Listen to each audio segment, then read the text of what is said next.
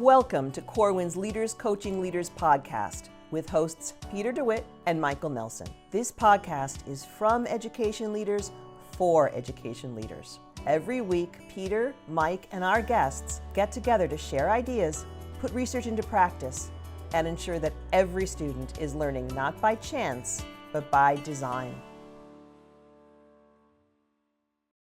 Michael Nelson. Here we are for another episode of Leaders Coaching Leaders, and the guest is once again fantastic. Marc Brackett, author of Permission to Feel. He has another book he just finished. It's going to be out in a year or so, and looks like he completed a documentary all around the same subject. Peter, this is a great podcast. Yeah, so Marc is the founding director of the Yale Center for Emotional Intelligence and a professor in the Child Studies Center at Yale. He is the author of the best-selling book that you just mentioned, Permission to Feel, which has been translated into over 26 languages. I remember a friend of mine, Tara No, a few years ago, sent me an email and she said, "I'm sending you a book that I think you would be really interested in reading." And she sent me Permission to Feel. And I read it and I really enjoyed it. It hit home back then a bit. And then I actually had Marc on a seat at the table for Education Week, not long after that, maybe like 6 months after that. And he's just really remarkable to talk with, and you know him quite well. Yes, in Washington State, he was our first. I was in charge of professional learning for the Washington Association of School Administrators, and during COVID, all of our conference had to be virtual, but he was the very first keynote speaker at our initial conference after post-COVID, when we could return to in-person, and talk about an incredible topic. So we've just gone through COVID. Staff has lots of feelings. Our leaders, our superintendents, principals all have lots of feelings. And Marc came in and not only supported the participants, but gave them ways in which they could support the teams in which they work. And to this day, this is 3 years later, Peter, the people are still talking about that as a pretty defining moment in their role as a leader in Washington State. And of course, has a lot to do with the emotions tied to COVID and the first conference post-COVID, but just with that phrase, just-in-time learning. This was a just-in-time learning for administrators.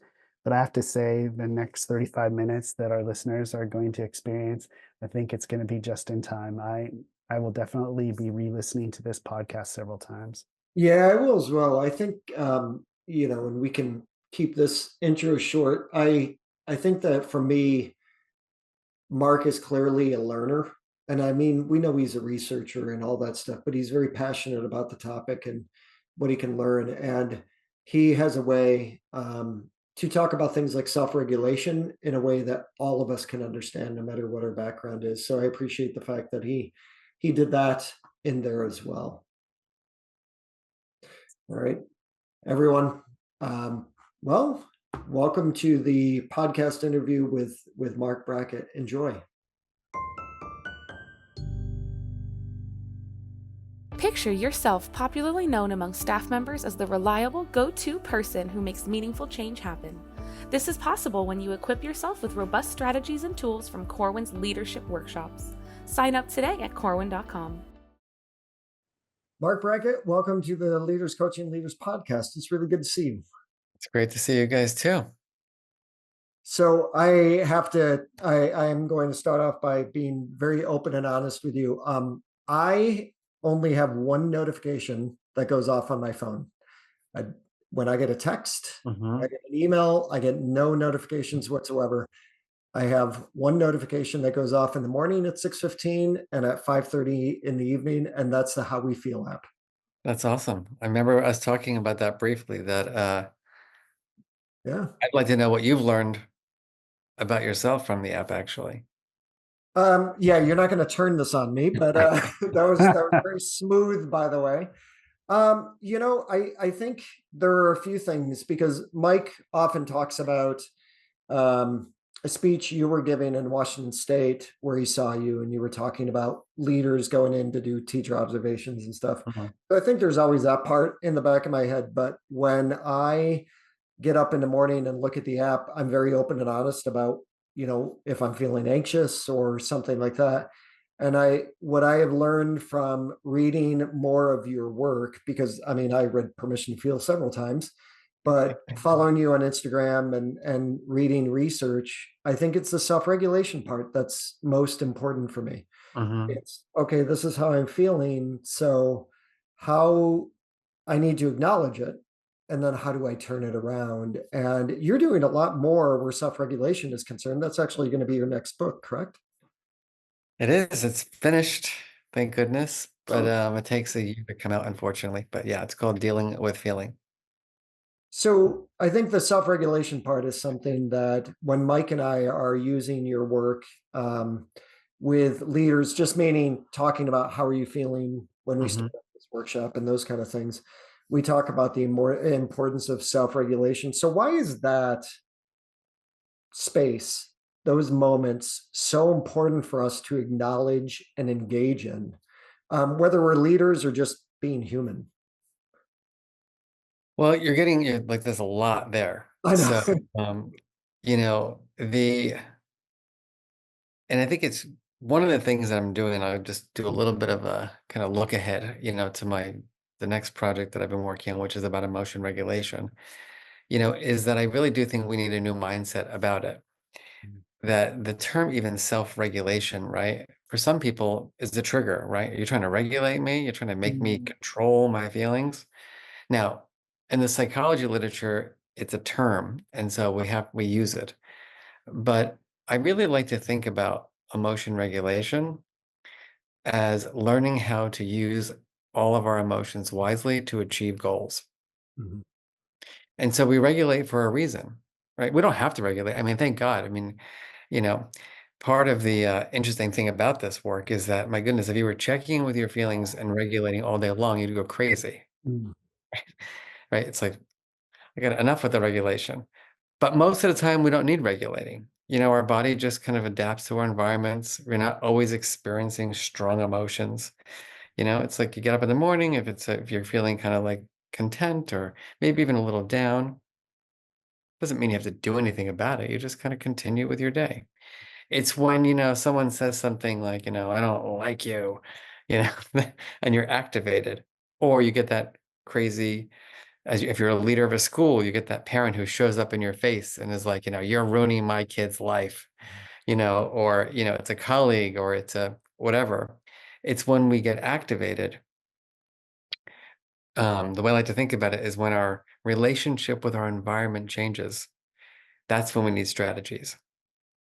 And it's important because, I mean, we all have worked with people, especially in education, who don't know how to deal with their feelings. And Mhm. it's not fun. It's just not fun because, it makes us feel unsafe. It doesn't make you want to provide support. And a list of other, unfortunate things happens, I think. So anyway, learning how to use emotions wisely to achieve goals, to have good relationships, to have well-being, to make, good decisions is the way I think about emotion regulation. I want to ask a follow-up. Has your work become more difficult because of the political polarization that can happen for words?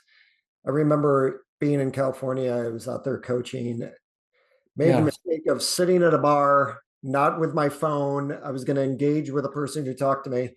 And all of a sudden, social emotional learning came up, and she was just went on a tirade about how bad Mhm. social emotional learning is. And I asked, what is, when you talk about social emotional learning, can you give me examples of what that looks like? Because she just seemed so angry. And I thought, why would you be so angry about this? So Mhm. has your work become more difficult because of that polarization that's happened? A little bit. Okay. And the field has had more challenges because of it. Yeah. One of the things that I think we do at our center well is we define things really clearly. Mhm. And also our work primarily is focused on the concept of emotional intelligence. Mhm. And I think that when you talk about emotional intelligence to people, they can imagine what it is. They see it. It's a person who, is kind of, shows empathy, has good skills at relating to people, can manage their emotions, builds good relationships. Whereas the term social and emotional learning has been hit a lot these days. It's unfortunate. I stand by it as a field, Mhm. and I will not change the name. I think that's ridiculous. I've seen people want to call it life skills or durable skills or something else. I just think that's weird. Um, and what I think the field needs to do is be super clear about what it is, how it's measured, and how it's taught. Mhm. And that's where the confusion lies. What happens is that when we talk about these things in broad strokes, people get a little nervous. They're like, what do are you doing social engineering on my kid? It's like, no, what do you mean by that? Let me tell you what I do. And I usually start when I go into audiences that are more kind of, I've been told in advance, like, look out, Mark, they're gonna get you. I say, I'm just curious, does anyone in the room have children or colleagues who are super stressed out right now? Everybody raises their hand. I said, how many of you think your lives would be easier and their lives would be a little easier if they could deal with those emotions? I raised their hand. I said, that's a big part of what this work is about. And, I say things like, my goal is to make sure that everyone has a good vocabulary so they communicate clearly and that they have strategies so that when they're stressed, when they're sad, they can manage it effectively. Oh, okay. It's clear as opposed to, I think what unfortunately has happened is that, and I think this is really what it is, that there are movements, and probably rightfully so, about making sure that we're gender inclusive. Mhm. Certainly, we need to talk about race and understand it more deeply. Um, but I don't really understand why those things have to be merged in with social and emotional development. I think that it's certainly everything is linked together. But if I'm going to provide every child with a language to describe their feelings, I'm going to do that for a child who is gay or straight, or black or white or Asian. We're going to try to kind of create an organization or a school system, from my perspective, where everybody has language so everybody can communicate. And we do have to take into consideration culture, because our way, wherever our way is at, meaning I grew up in Clifton, New Jersey. So, right, the rules where I grew up in Clifton, New Jersey are not the same as they are now where I live in Connecticut, which are not the same as New York City, which are not the same, up in Washington State or in, Albany or in South Korea or in Hong Kong, where I just was. And so, but that's being a global citizen, right? Which is important. We need to understand that not everybody operates the way we operate. Mm. And that is part of that can be part of social and emotional learning, because it's about being curious about what makes other people feel the way they do. Mhm.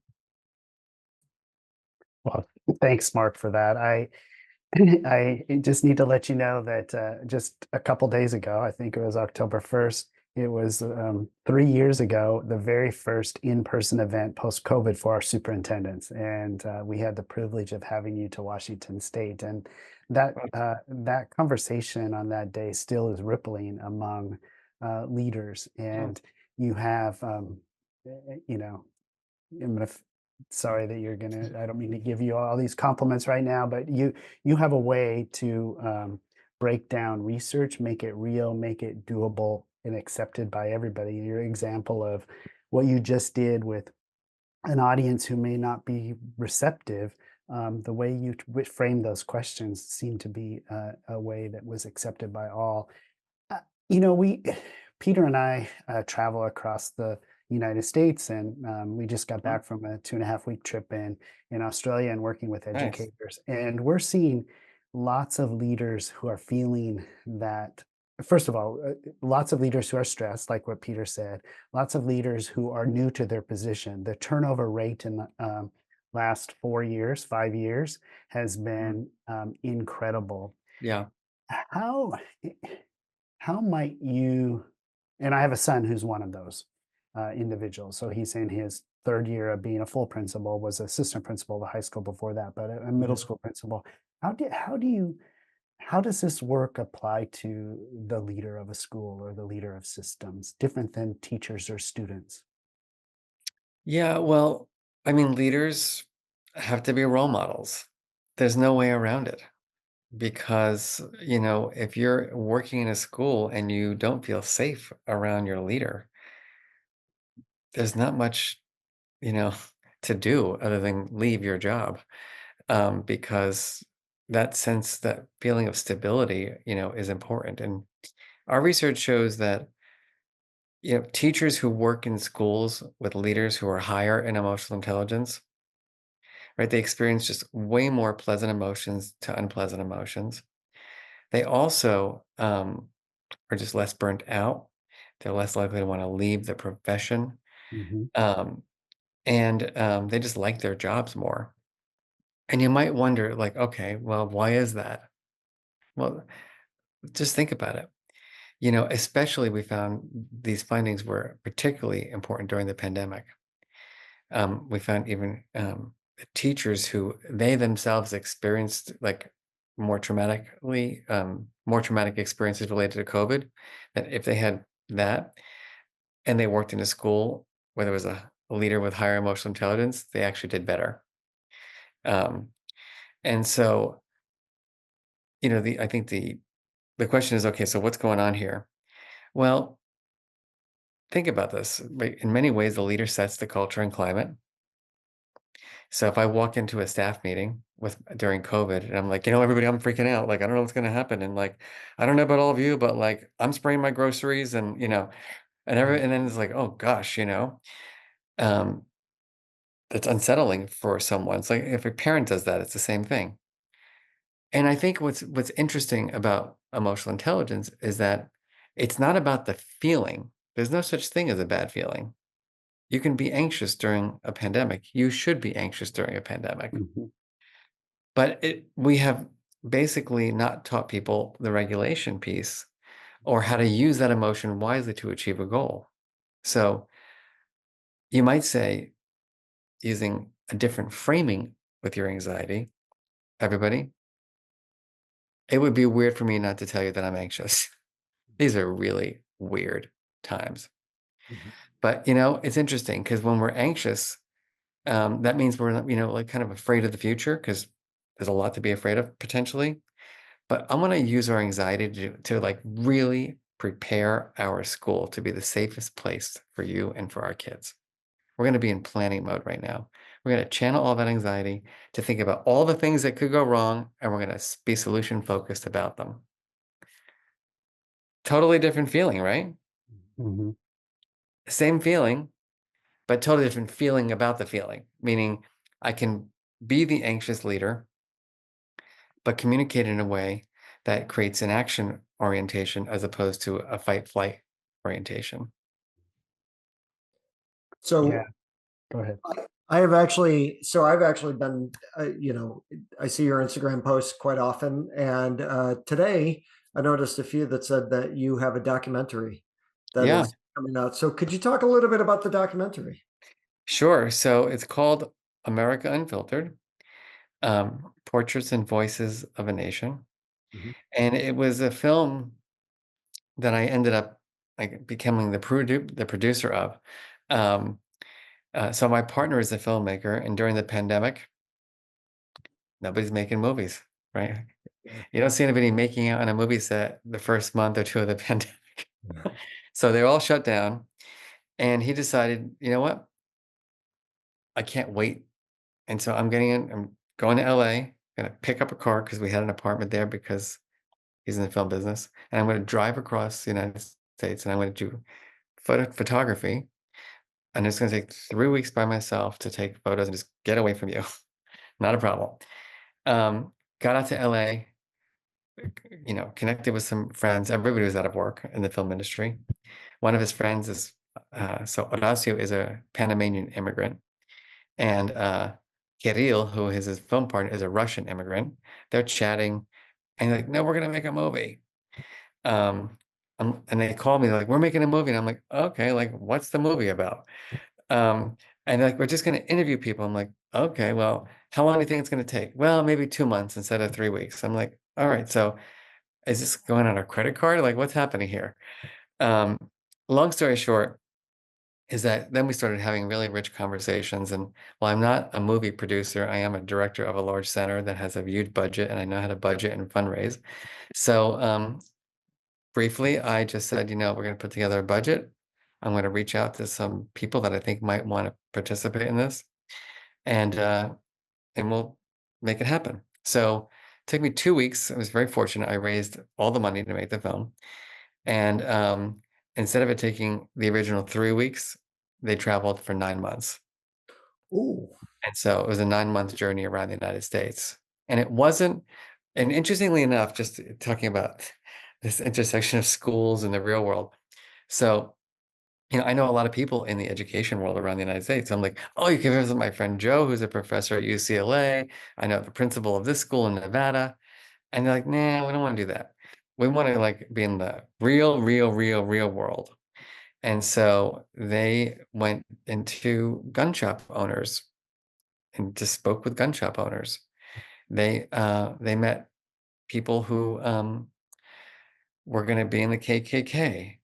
They met undocumented immigrants who, were at the verge of being deported. They met Black moms whose children had been murdered by the police. Mm. And so they focused on these very kind of deep stories of people in America. And we had one simple question, which is related to my work, which is, how does it feel to live in America today? Mm. What does it feel like to be an American right now? And what we found was that not everybody has the same perspective. Some people were shocked by the question. Some people said, I don't feel like an American because of the way I'm treated in this country. Mm. And that's the movie is a journey across America trying to find the answer to the question, what does it mean to be an American?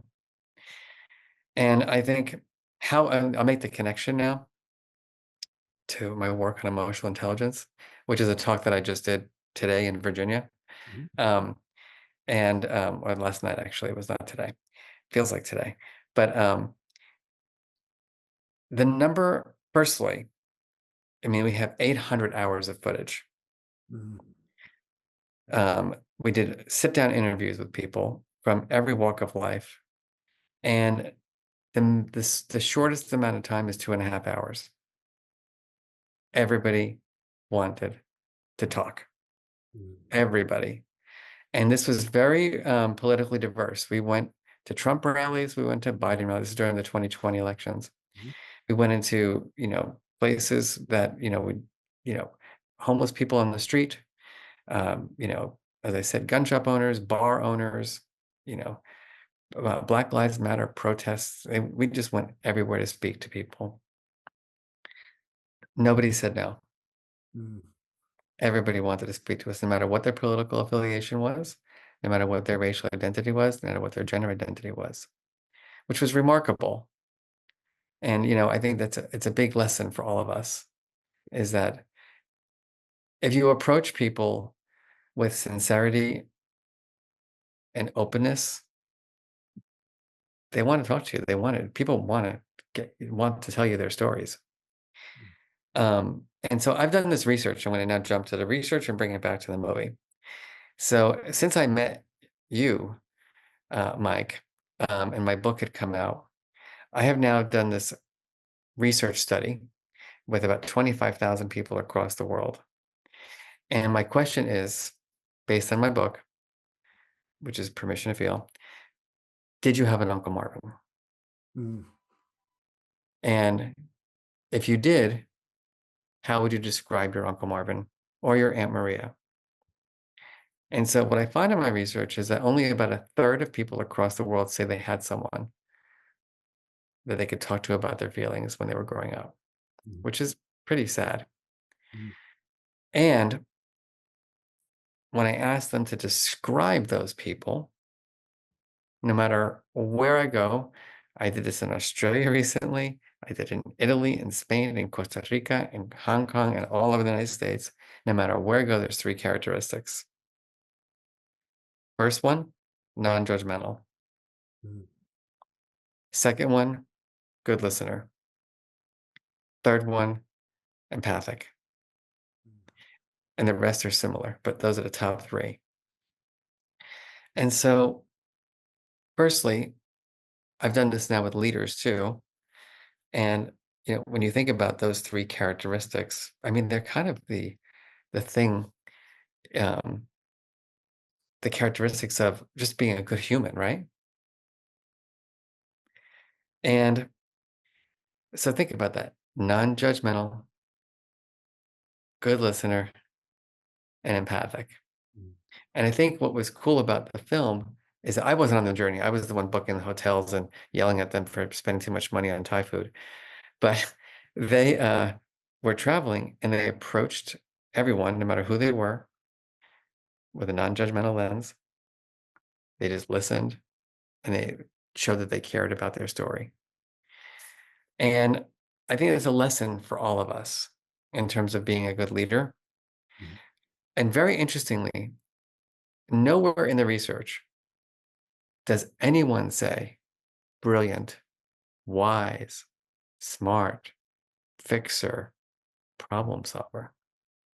So in the end, when we're reflecting on our childhoods and we're thinking about the people that helped us to flourish, they weren't the people who told us what to do. They weren't the people who we saw as the brightest people in the whole wide world. They were the people who cared. Mm. And I'm this is going to be another book that's coming after this one, because I'm just collecting all these stories about the Uncle Marvins around the world. And I'm just blown away by it. And I'm blown away by the fact that only a third of people say they have someone. Mm. And the last thing I'll just say is I've been really interested in asking adults, what gets in the way of you being an Uncle Marvin? And this comes back to the work. Number one, time. I don't have the time. It's like, it's too much work. I'm like, it's too much work to be non-judgmental. Mm. Can you explain that one to me? It's actually more work to be judgmental when you really think about it. It's like you got to put a lot of effort into finding what's wrong with everybody. When you're non-judgmental, you're just open. The second is fear. That people are afraid to be intimate. And I don't mean intimate in the intimate way. I mean close. Mhm. They're afraid to ask people, "How are you feeling?" Because they don't know what to do when they hear what it is. Like if I said to you, "Hey, Peter, how are you feeling?" And you're like, "Mark, the truth is I'm feeling anxious." Ugh. Why did I ask? Why don't you just say fine so we can move on? And so I share that with you because that goes back to the skills of emotional intelligence that nobody has developed. Mm. Do you feel like it's all circular Yeah. here, that we're afraid to ask the question because A, we don't want to spend the time on it, but if you go deeper into the why, it's because actually I don't know what to do about it Yeah. because I never got an emotion education. Thank you. I just, part of me just wants to pause and breathe and, soak in what you just said. But I'll just keep using Hans for a minute. Mark is, you know, the simple switch that he didn't get a chance to hear you. You've not had a chance to meet him. And, he's just a really good kid in my eyes, but he's becoming a really good leader. And I just said, what if you changed, when you greet people, what do you say? Well, I ask them how they are. Mm-hmm. I said, well, what if you said, how are you feeling rather than how are you? Mm-hmm. Because I said, what do you normally get as the response? And that all came from you. And he said that simple shift in his building has caused every people are there's a genuineness that it's beginning to That's surface, awesome. and it's a realness. And I'll share one other story, and I would love for you to think through the lens of the leader who are dealing with, there's nothing more personal than an administrator coming into I'm a teacher, my classroom, it's the students that I've cherished, and I'm working with elementary. I'm with them 5.5, 6 hours every day. And you're coming in for 30 minutes. These are my treasured little Yeah. ones.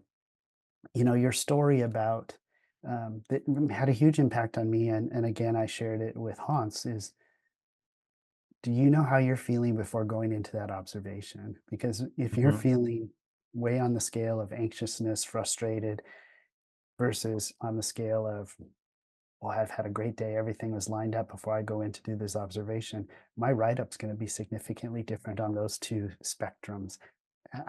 How might you expand on what I just shared? Certainly didn't share it in the way in which you did, but how would you guide leaders to, before critical conversations, like when you talk about, look at the chart before critical conversations with moms and dads and Right. teachers. And you don't have to do it every minute of every day, but No, you don't want to do it. It's not, you really want to check in during important transitions, right? Right. So it's like before I go into the meeting with my team, where I'm going to be giving people, sharing the vision or giving them feedback, before I transition from work to home and I want to greet my home and my family, I want to be present.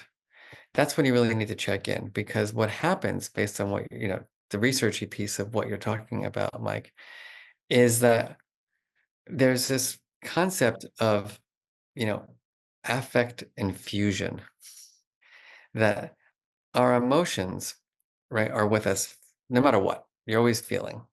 Just like anybody, that's just the way we operate. We are feelings creatures. We don't necessarily have to ask ourselves how we're feeling, but we are buzzing, with affect. And, what we know from research is that emotions drive our decision making. But there's a trick to it. It's that emotions, when we're not conscious of them, have a stronger impact on our decision making. So like, here's the best example, right? If you're a parent, have you ever lost it with your kids? Like you're just sort of yelling and screaming, like, I can't believe you did that. And yes, right? I never did Well, that. Mike never. I was going to say, you're talking to the wrong person on that one. Mike never. Well, I'm maybe you're the joking. opposite. Maybe because you're always. I'm completely joking, and Peter is too. But yes. Yeah. No, I'm actually not. I've never seen this man lose it in the time that I've known him. Yeah, Mike, you have a certain type of affect, which we can talk about that later. But I'm a little I want to talk scared about too. that one. Yes, I'll pay for that right there. but so when a parent is yelling at their kid, or a leader is so crazily overwhelmed that they're freaking out in a staff meeting, they're probably not conscious in that moment and saying to them something like, the reason why I am belittling my child right now is because I'm angry. Yeah. They're not doing that. It's automatic because they've been triggered and they went into automaticity mode. And it's they're not even 100% conscious of what they're saying. That's why people say, I didn't say that. Well, yeah, you did, just so you know. You weren't paying attention because it was coming out like vomit, but you were. And so the question is it the anger that's driving the belittling of the child? Is it the anxiety that's causing the leader to make everyone else feel anxious in their organization? No, it's not actually. It's the anxiety that's outside of conscious awareness. Catch me here. So listen, it's important to know that. So I'm irritable at home because I had a fight at home with my partner, and I'm ruminating about it as I go to work. Then I open the door in my office and I just go in, and everybody's like, Mark, what do you think about this product? I'm like, I hate it, because I'm still lingering with the anger. And scenario 2 is I'm angry, I'm pissed. And before I enter the meeting, I pause, I take a deep breath. I'm like, Mark, how you doing right now? Ugh, I'm pissed. Really pissed off at what happened at home. Oh, so you're in the red right now because of that? And that's the key element here, is that when we can attribute the feeling that we're having to where it came from, it won't have that effect in the future. It won't have that strong spillover in the future. And that's the power of emotional intelligence. It's saying my emotional self-awareness is a gift because I can literally attribute my emotion to where it's coming from, its cause, so that I don't have to take it out on the person next to me or allow it to unconsciously, spill over. Hmm. So this is when I've done the studies with grading papers and I show that different teachers assign different grades, it's not that when you really want, yes, it is. You want the teacher to be unaware that she's happy or he's happy when they're grading your papers, because then you're going to always get good grades. They're going to be biased towards positive grades, right? And if they're in a really pissy mood, you don't want to be like, "What do you think of my paper?" Because they're going to rip it to shreds. But it's not about that you can't be a good teacher or a good leader when you're angry or when you're sad or anxious or overwhelmed or happy or content. You just have to be aware of your feelings and have strategies to manage them. Just because you're dealing with your feeling doesn't mean you don't have the feeling. Mhm. And I think that's another important point. Regulating your feeling is not getting rid of it. Right. Most people think of it as like, I want to carve the anxiety and stress out of my brain. I want to get rid of my anger. You're not going to, why would you want to get rid of it? If somebody said something that was mean or cruel to you, you should be angry. But we've been trained or not trained, to react, in certain ways based on what we learned growing up in our families and things of that sort. You've certainly given us a lot to think about, and I'm going to close out the interview. I really want to ask the question about, let's talk about Mike's affect, but I can't. Like, I feel like I don't have enough time, so that one. I want to just ask what might seem like a silly question, but I remember when Permission to Feel came out, and I love the title more now than I think I did when I first read it, because you're absolutely right about providing the permission to feel. But what have you learned over the years since the book has come out? I know you've talked about this new book that you've got out. You've got a documentary. You talked about you were surprised by that only like 1/3 of Yeah. respondents said that they had an Uncle Marvin. What are a couple of things that you've learned over the past few years since writing it? Because Michael and I are always focusing on the learner's mindset. We go into facilitate workshops and we're going in, what can we learn? We go into coaching thinking, what can we learn? We have meetings with just the two of us. And I have learned a tremendous amount from him. What have you learned in the past few years since the book came out? Well, a couple of things. I think the first is, it's been translated now into 26 languages. Hmm. And so I've learned that people all over the world are interested in this, which is really beautiful for me and encouraging. It's been translated into Ukraine. It's been translated into Bulgarian, Romanian, Italian, Spanish, Chinese, multiple forms, Portuguese, etc. There's many, many languages, which has been really fun. And to just go to those countries and explore how they think about permission to feel. Um, I think the other thing is that there are cultural differences, but they're not as big as we might think they are. And the best example I have is my research on feelings mentors.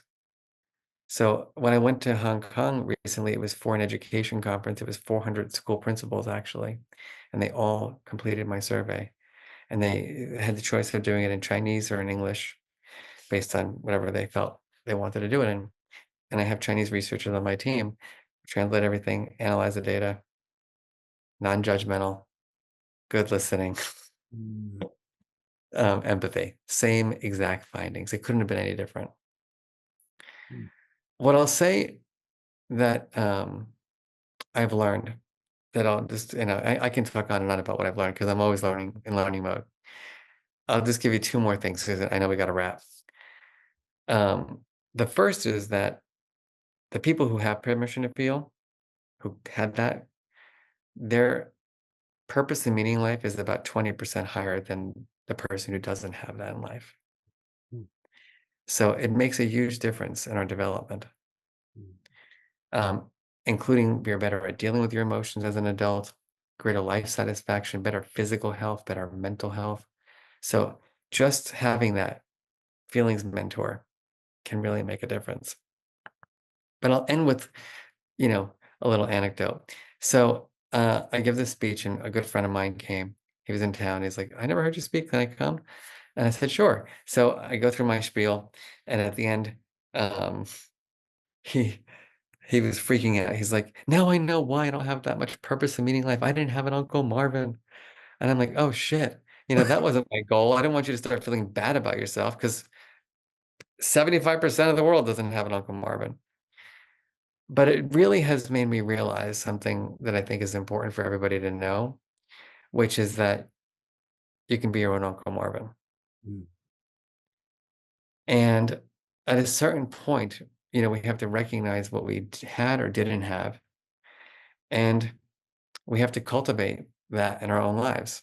And so for me, I'm trying to be my own Uncle Marvin, number one. I'm trying to be a better listener. It's tough for me because, it's just tough. Non-judgmental, ooh, really hard. The empathy piece I'm pretty good at, but the non-judgmental and the good listening, I need to work at. And so for me, that was the big opening, in terms of my last, where I've changed. I have to share one last thing though, which is I think just I have to. So, and Mike, I don't know if you heard this one or not, because it might have happened after I saw you. So I'm giving a speech to a bunch of superintendents in New York State. And his superintendent jumps out of his seat and he's like, "Are you talking about Marvin Moore, the sixth grade social studies teacher from Monticello, New York?" And I said, "I am." He's like, "Your Uncle Marvin was my Uncle Marvin." And I'm like, "What do you mean?" He's like, "Your uncle was my sixth grade social studies teacher. And he's the reason why I went into education and why I'm at where I'm at today." And so I said to him, like, "Please don't go anywhere. I really want to talk with you, but I got to finish my presentation." Anyhow, interview this guy for 45 minutes after my talk is over. He remembered everything. Everything. I remember the twinkle in your uncle's eyes. I remember how he greeted us. I remember how he weaved those feeling words into our social studies curriculum and had us write these lessons and these stories. Blew my mind. All right, so last words. At the end, he said, "It's clear your uncle has had a profound influence on your life." And I said, "Everything." He's like, "Yeah, my career." And so he looked at me and he goes, "So I'm just curious, Mark, for whom were you an Uncle Marvin?" And I'm like, "I like to research this stuff. I don't want to do it." Um, And so I would say the biggest thing for me after running around the world trying to give everybody else permission to feel is realizing that I have to pay it forward, that I need to be that role model as best as I possibly can for my family and for my team. And so that's my work. Mark, I got to tell you, I've talked to you many times, and I just want to thank you. I'm grateful for our time Thank today. you. I love talking with you. I am so grateful for your work. So, Yeah, I'm grateful that you're doing what you're doing because you guys are running around the world trying to help make education a better place. So well, thank you for being on the Leaders Coaching Leaders podcast. thank you. Gosh, Peter, we just had definitely a lesson in supportive leadership and how to be just a better human being. And, I feel like just his phrase of what are people looking for in their Uncle Marvins, that non-judgmental, that empathetic listener, those three pieces, just fantastic. What did you think of Mark? I mean, I've always enjoyed getting to talk to Mark, and that Uncle Marvin thing, our Uncle Marvin, I almost look at it as a call to action. Just because you didn't have an Uncle Marvin, and I certainly did, but just because people don't have an Uncle Marvin doesn't mean you can't be one for others. And it just makes me think, I really hope that my nephews and nieces see me as an Uncle Marvin. I have to admit it's 8 o'clock at night here for me in upstate New York as we record this, and I'm just kind of walking away feeling very. I'm looking for the word because I use the How We Feel app all the time, and I feel like I guess the word that comes to mind right now is just I feel really grateful to have the opportunity to not just have the podcast with you, but also to be able to interview Marc. And yeah, he's just this is something I want to listen to a few times. I just, I went personal as well, and my own children and nephews and nieces, and the people that are important to me. And he bridged the talk about Uncle Marvin into the research. And one of the things that he said was, you don't necessarily need to look at the chart all the time throughout the day, but he used the word transition, at key transition moments, like you're coming from work into your home environment, or you're going from your home environment into work, or you're having a critical conversation with a parent in your school building, or whatever. And it made me think of, as you know, I have older children. Mhm. Each time I see my older children or their children now, because I have 4 grandchildren, I need to make sure that those are important transition. So I need to go into each of those moments in check. And I don't know that I always do. And that was a really good reminder for me. Yeah, that was something that I appreciated as well because I wasn't necessarily looking at it that way. I think that I'm always looking at self-regulation piece, like why am I feeling this way right now and how can I move past it? But I also think that I've missed out. I've had a blind spot for some of those areas as well when I'm walking in. So thinking about that is really important. And this is just, overall, it's important research. And he said it well when he said that it's been translated into 26 languages. And even though we have different cultures and different rules, it still comes down to the same things that we care about. And I think, that's a universal message. We're always talking about the ways that not we, you and I, but I feel like when you watch the news, it's always focused on how we're different. And when you watch campaigns, it's always about how we're different. And I think Marc's work is really about how we're the same and what we're really genuinely looking for in our lives as well. And I feel like that the Uncle Marvin piece was a real call to action for me. Like, are you making sure that you're the Uncle Marvin? So yeah, this was a And great interview. I just have to wonder, tying the documentary, how he explained that, it was just fascinating to me. And really, bottom line is, everybody they met in Yeah, their 800 hours or whatever hours he said that of filming it, they all wanted to talk. yeah. There's, so what does that, 2.5 hours, he said. Yeah. yeah, they all want to talk. And I just wonder, in education, in our leadership, and working with the teams in which we lead, how do we provide more and more experiences for talk? It makes me think about when we do things like checking for understanding or we're facilitating coaching, how do we ask more questions to get people to actually share? So, because people want to. So, And does that translate to our students? And yeah, are we allowing them to talk? yeah. Mm. Well, Michael, an amazing season. So, thank you. This Yep, was this was a fantastic one. it was. To our listeners, thank you. We hope you enjoyed it as much as we did, and we'll probably listen to it again and again a few times. But we're always looking for your feedback. And just so you know, we're all very grateful for you for listening to the Leaders Coaching Leaders podcast. So, Michael, until next time, Absolutely. thank you. Thank you.